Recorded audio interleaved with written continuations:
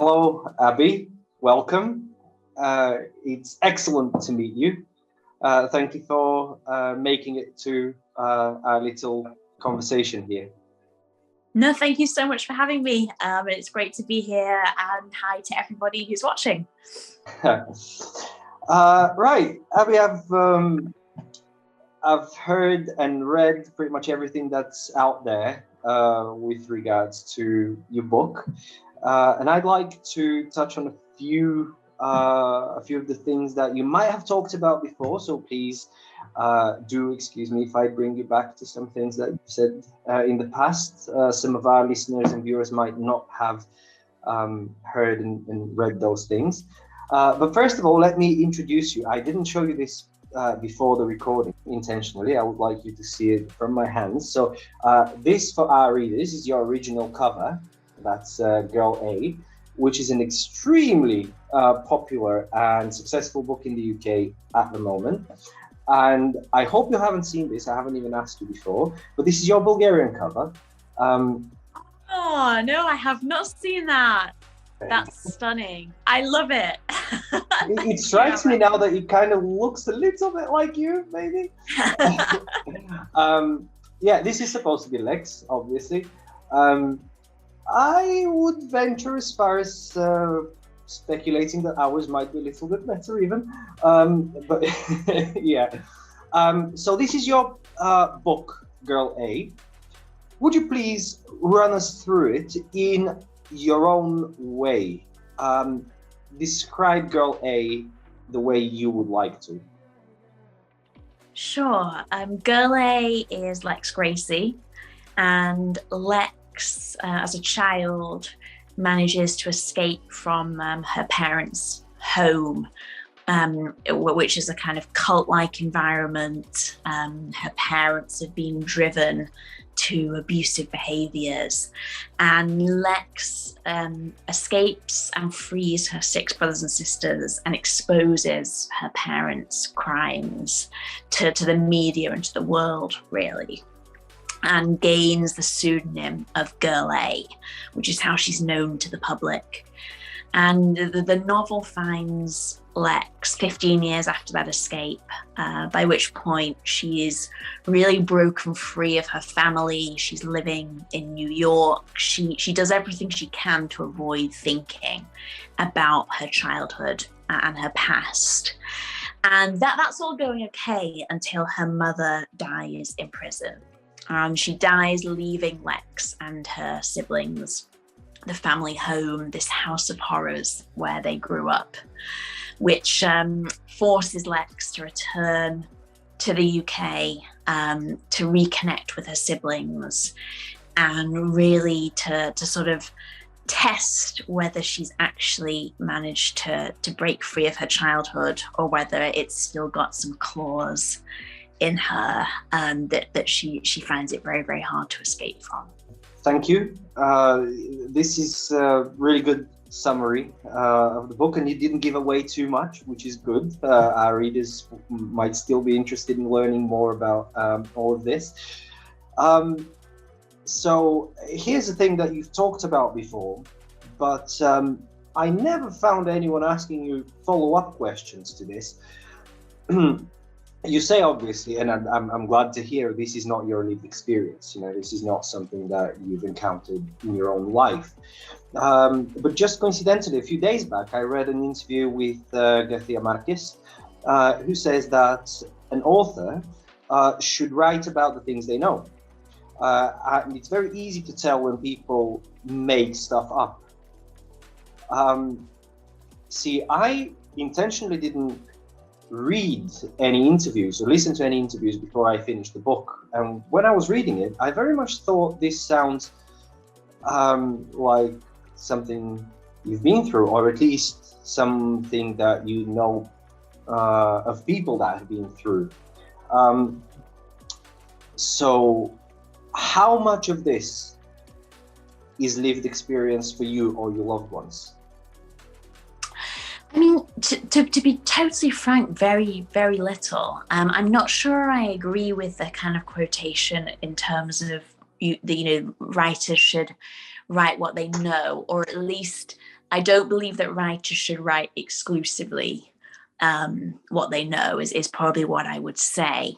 I think that you'd be very, very limited in the sort of stories that you could possibly tell. And I think also it suggests to me a sort of limitation of empathy. That if you can't sort of step into another's shoes, I think there's sort of that would be very restrictive in terms of writing.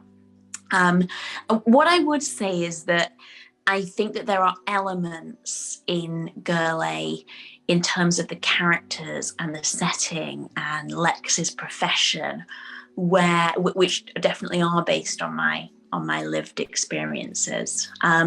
So I think that although the kind of overarching story of the religious cult that Lex's parents create, and the things that her and her siblings suffer are not kind of and have never been sort of parts of my life, very fortunately.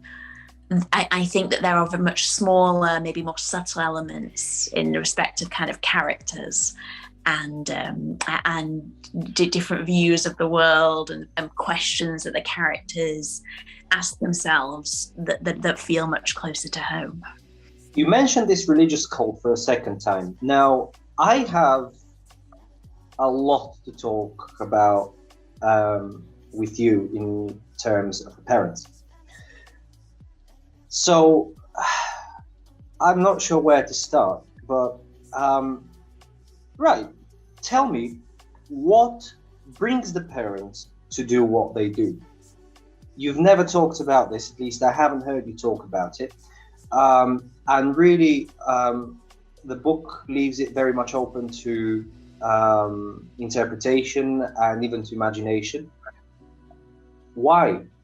Why do the parents do what they do? I think picking up on the sort of my references to religious cult is kind of very apt, because I actually, although I do describe it in that way, my view is that the parents' behavior has very little to do with religion. And my view is that if it had not been a sort of the guise of religion that father in particular uses, it would simply have been something else. So I guess what I'm saying is I think religion is merely a sort of excuse that the parents use to sort of try desperately to justify their behavior. And I think Lex sort of says as much very, very near the end of the book that she also does not kind of blame religion for what took place.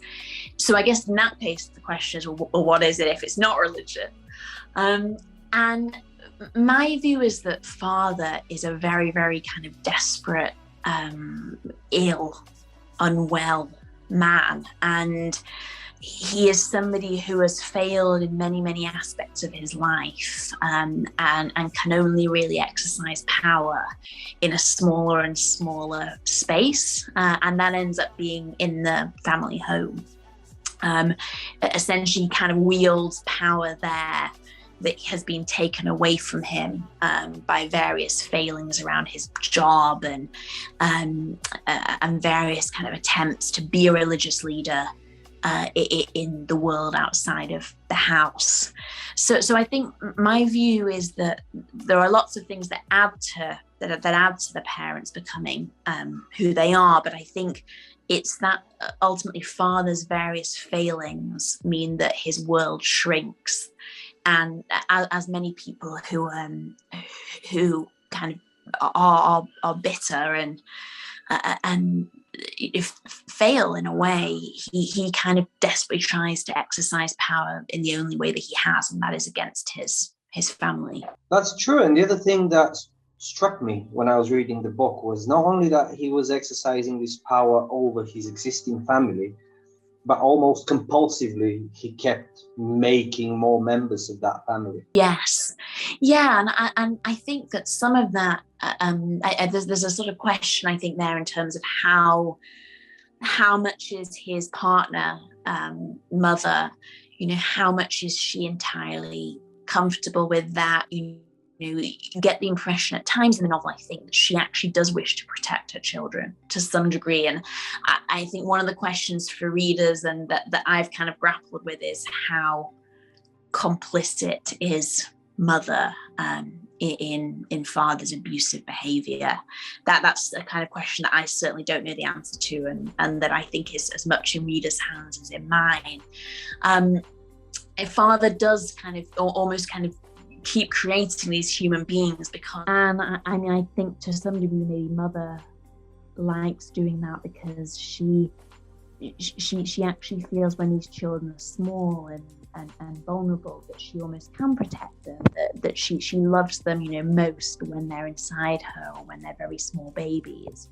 And it's when they grow and develop their personalities and their strengths and their characters that father begins to sort of really exercise his abuse, and that I think that it's at that stage when you wonder, is mother protecting them, or actually does she kind of relinquish them to father's control? Yeah, so how complicit is mother? That's a very, very good question. Is there such a thing as criminal negligence, for example? And of course there is. I think the correct term is gross negligence. I used to study criminology up in Manchester back in the day, so I think this was the term.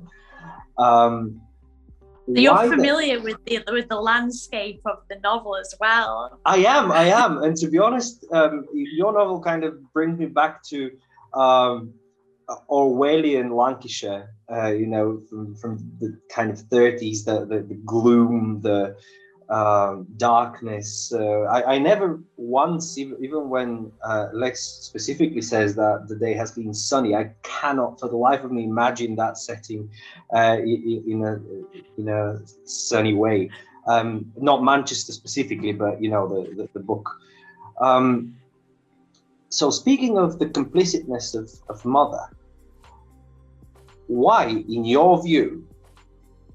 Because I assume that you kind of find out things about your characters as you write, because you didn't have a very clear image of what was going to happen and how they were going to turn out. Why does mother sit with dead father's head in her lap waiting for the police to come?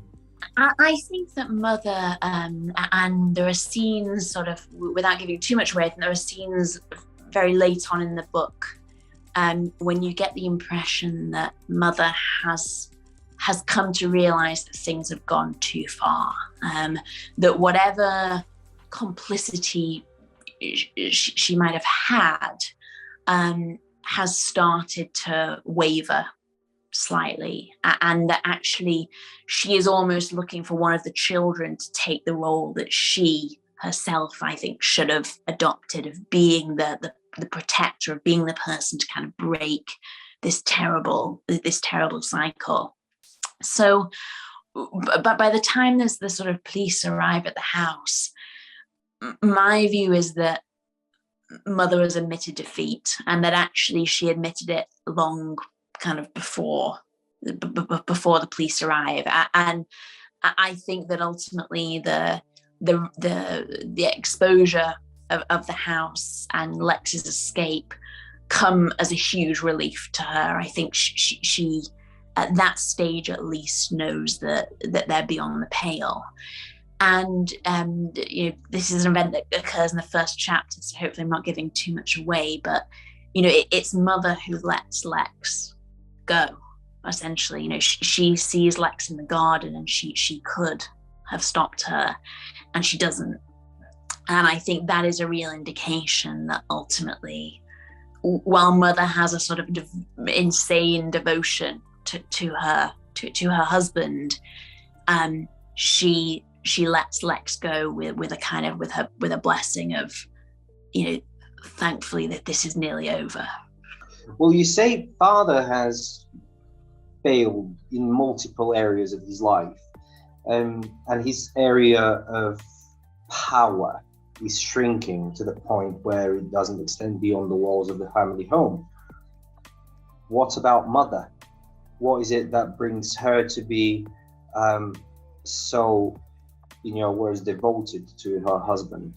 I think you probably in the novel get a bit more insight into Mother's life than Father's in a way, and I thought that was quite important to me in terms of I wanted her to be, I don't want to say a sympathetic character, but certainly a character who there's many questions surround her, and it was also important to me that the beginning of the parents' relationship is actually quite a romantic one. You know, they meet at night in this church at a time when Mother is sort of lost and slightly distressed. He appears as this savior to her, and you know, he's even Лекс acknowledges that her father's sort of first seduction is actually kind of quite impressive, that she might have fallen for that in another life herself.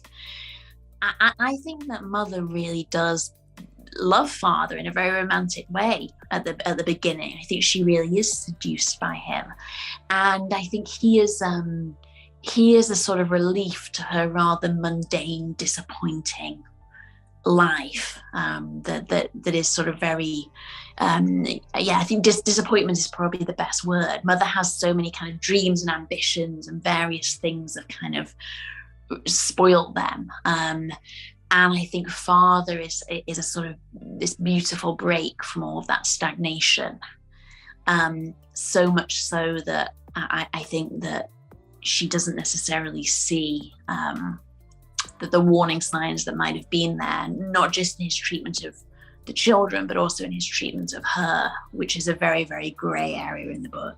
Well, that's the deal with abusers, you know, they don't come in all guns blazing, right? They kind of have to groom you, I suppose, if that's the correct term to use.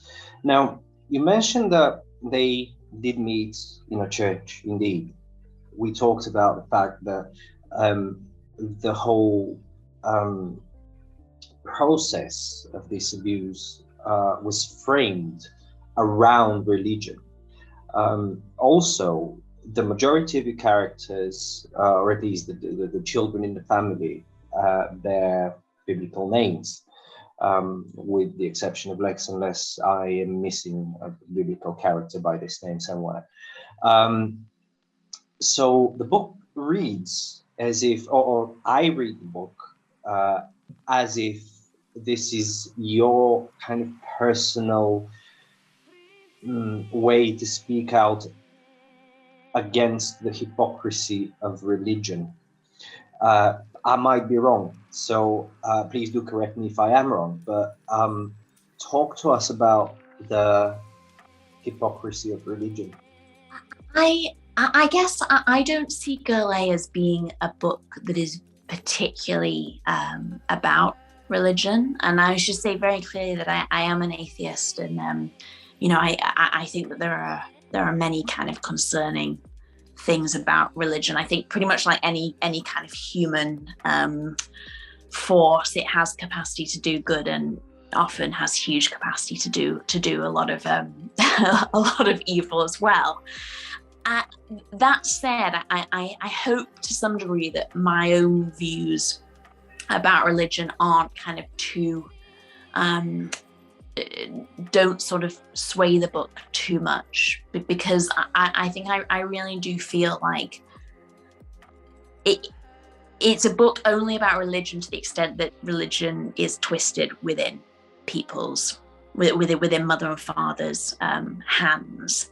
So I think that in the novel you see Father as somebody who clings to religion as a way to sort of discipline his children, as a way to set these very kind of strict religious rules, which have very little grounding in any of the kind of in the Bible, in any kind of actual religious teachings. That they're if anything quite arbitrary things that he kind of twists from those texts. I think it's the same that you see somebody like Jolly, who is the sort of pastor figure who is a great influence on father's own interpretation of religion. Again, he is a kind of ultimately turns out to be a corrupt criminal. He takes none of the good from religion and only seizes the sort of the ability to control people. So I guess what I would say is I think Girl A does aim to show how religion in these certain people's hands can be manipulated to be a force of terrible evil. But I wouldn't want people to think that the novel sort of is dismissive of religion or people who are kind of devoted to religion as a whole, because I think it's very much dependent on each character's interpretation of that.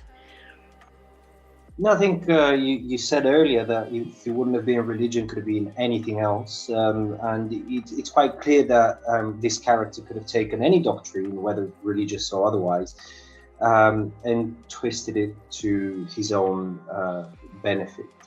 There's a scene where he has a very adverse reaction to his children reading a book different to the Bible, whatever that book might be.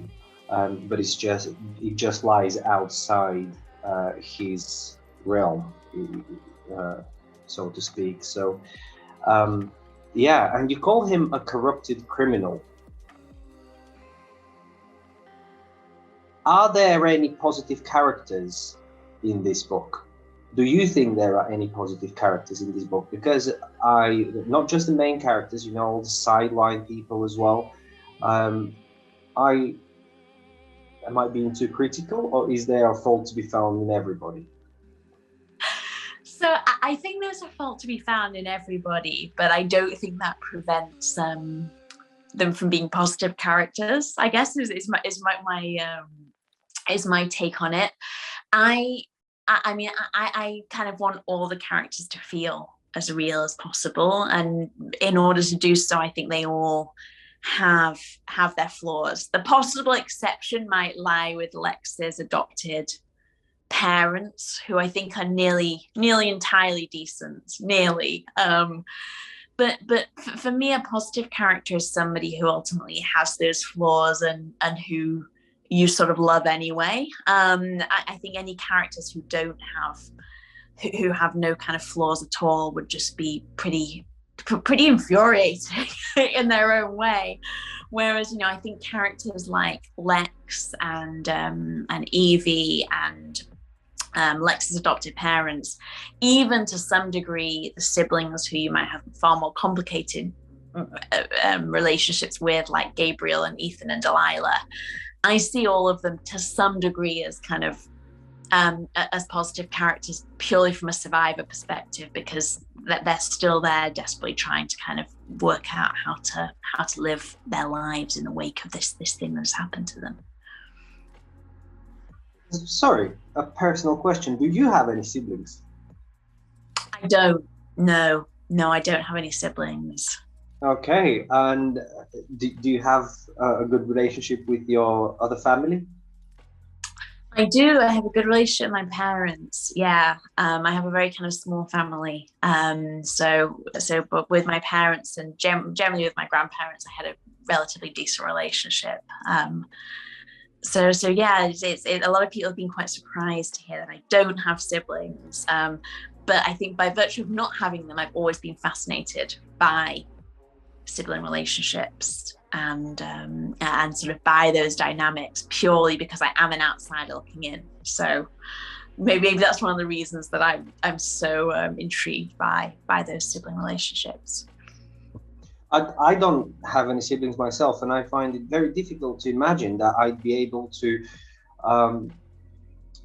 build in writing the relationship between siblings, especially a complicated one like the ones that you've described in your book. Must be very difficult from a writer's standpoint. I guess it goes back to that kind of the question of, should you purely write what you know? And I hope that this is a way that, hopefully I've managed to sort of show that I don't think that is always the sort of requirement. I've often found that actually sometimes it's the relationships that you're not part of, you know, that you don't have in your own life that are almost more intriguing and more fascinating, because you can only imagine what they would be like. And that's sort of where the imagination gets going and wonders what different confrontations would be like, what different rivalries and sort of tender encounters between siblings would be like. And I think a lot of the kind of creation of the Gracie family and the really kind of caustic sibling relationships between, say, Lex and Delilah comes from me having to kind of force myself to think, what would it be like to have a sibling? You know, what does childhood rivalry look like in adulthood? And sort of get really stuck into all those messy questions. Here's the thing, you know, I've been trying to empathize in the way that you're describing with your family, right? So I've read the book and I'm thinking, what about Abby's family? Then I listen to a few interviews and I find out they're decent people, you love them very much, and you have a great relationship.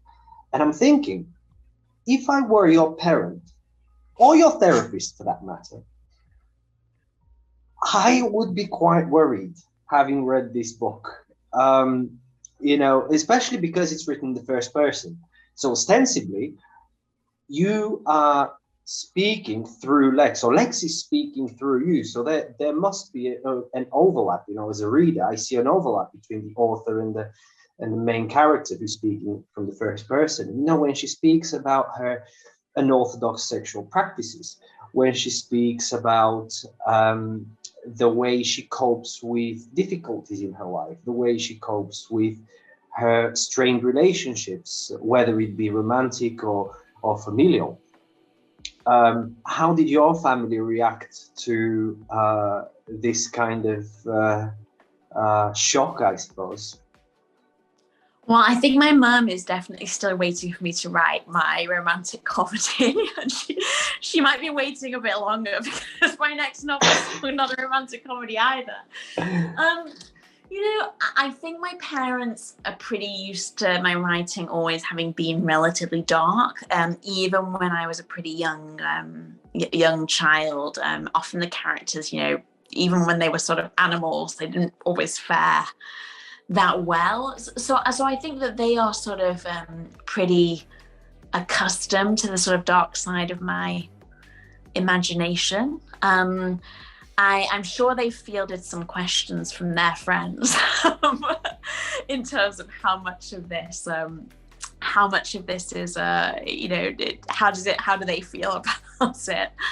But they've been relatively forgiving, fortunately. And I think they sort of have that same confidence that that it has just always been a sort of, I think I've always hoped that I've always been somebody who can use my imagination to think about different people's lives, and that there might be small strains of mine, but that ultimately, you know, this is a work of fiction. They don't need to be too concerned.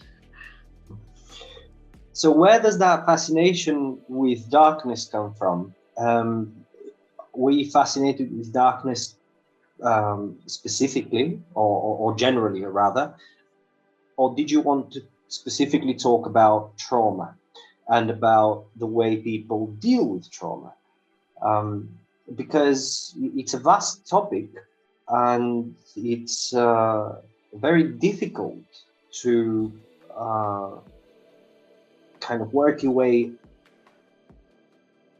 through all the reading there is about trauma and about how people may react to it, what adverse reactions they might have, how they might alter the way they view the world or they behave.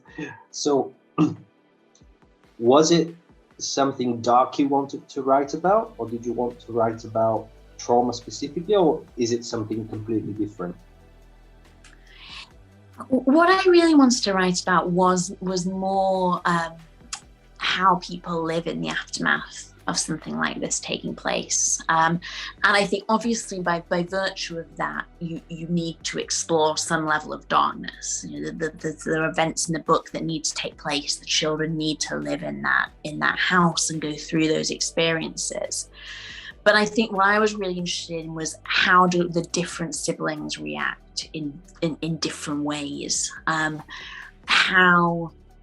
How does that sort of shared childhood experience affect each of them and nudge them towards different situations and different kind of reactions? That was what I was sort of really wanted to explore. How complicit might some of the siblings be? How sort of to what extent can they really escape what happened? And I think that in doing that, you really it gives the book hope as well. So I think that, you know, you sort of see beyond the trauma. There are very negative reactions. There are people who certainly wavered towards their parents' whims, but there's also Lex's great intelligence and defiance. And I think that looking kind of past the darkness to how people cope with it allows there to be that element of hope too. So Evie, I'm not sure how to frame this question, how to phrase it best, but what makes a person alive?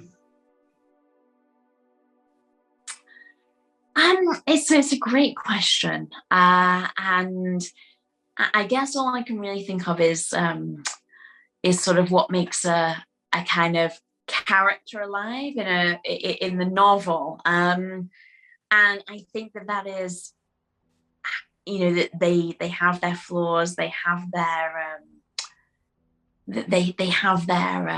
full kind of history and their personality, and their, you know, crucially, they're very alive to other characters. Those relationships are very clearly drawn, and I think that Evie certainly to me is alive in Lex's eyes. She is her beloved sister, and she's pretty much the reason Lex survived the house was their stories and their relationship. And I'm aware that you need to go, so there's one thing that I really wanted to talk about, and it's baffling to me that no one has mentioned this. And that you haven't mentioned it, you know, in your other conversations about the book. But the one character that I really empathized with, possibly because I was a teacher myself, was Lex's teacher, who made her way to the house. Now, how much responsibility do you think a teacher holds, and what can a teacher do, and what happened to that particular teacher? You know, where did she come from? How did she end up? And how much responsibility must we assign to her to have stopped everything there and then, to nip it in the bud? That is such a wonderful question, and she is one of my favorite kind of characters in the novel. This teacher. So I have a huge amount of sympathy with her, and she is probably the person who does the most, I think, to try to save Lex and her siblings before Lex herself escapes. Now, I guess what I would say is, you know, well, she fails. She absolutely fails, and I think you find out late in the novel that this is something she's had to live with for her entire life, this failure, this teacher. My view is she's actually not that culpable. She is somebody who did everything she felt she could at the time. And there are lots and lots of circumstances in the novel as to why she didn't succeed. So, for example, the family, that the children were taken out of school.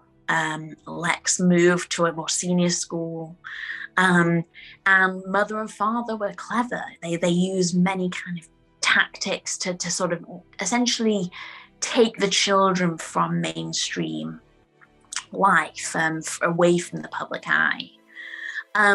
So I guess in terms of what responsibility teachers have, I find it really difficult to say, but all I know is that this particular teacher, I think not only does she actually try to step in, but she also gives Lex the tools to survive within the house.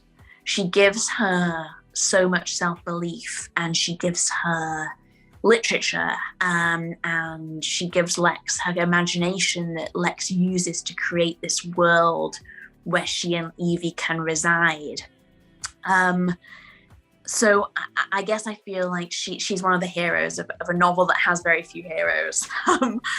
And I think it's not just what she does in terms of the abuse, but it's everything she gives Lex before that as well. Yeah, the life of the teacher is, and the responsibilities are very, very difficult, especially in a country such as the UK. But unfortunately, not much time to go into this now. And lastly, because I know you would like to be a better parent than the ones in the book, so I'll let you go. Can you just very briefly tell us about conspiracies? Of course, yeah. So my next novel is a book about conspiracy theories, and it takes place in a very small town in the north of England, where a shooting takes place at a school. And following that shooting, one character loses her mother, who was a teacher at the school. The other main character of the novel believes that the whole shooting was a hoax, and he sets out to disprove that it ever took place. And it follows those two characters over the year after the shooting, as they get closer to revenge or redemption. Honestly, I'm excited to read this. I'm not very much into conspiracy theories or thrillers, but you've struck a chord with me. So I'll keep myself posted on everything that comes out under your name. So thank you. Thank you very much for spending so much time with us. I know in a mum's life, this is an age that you've set aside for me. Thank you very much for your book. Let me show you again your beautiful cover. I'm sure that I can't wait to hold it. Yeah, I'm sure you will get one from via your agent. Of course, you have a perpetual invitation to come and join us here in Bulgaria, meet your readers, meet us at River Publishers as your lovely colleagues and publishers, and hopefully we'll get a chance to speak again soon. Thank you so much for this conversation, and I hope to kind of be in Sofia saying hello now that the world is beginning to open up. I would love to take you up on that invitation. So thank you for having me, and thank you to all the readers as well. Not at all. The pleasure has been entirely ours. Thank you very much.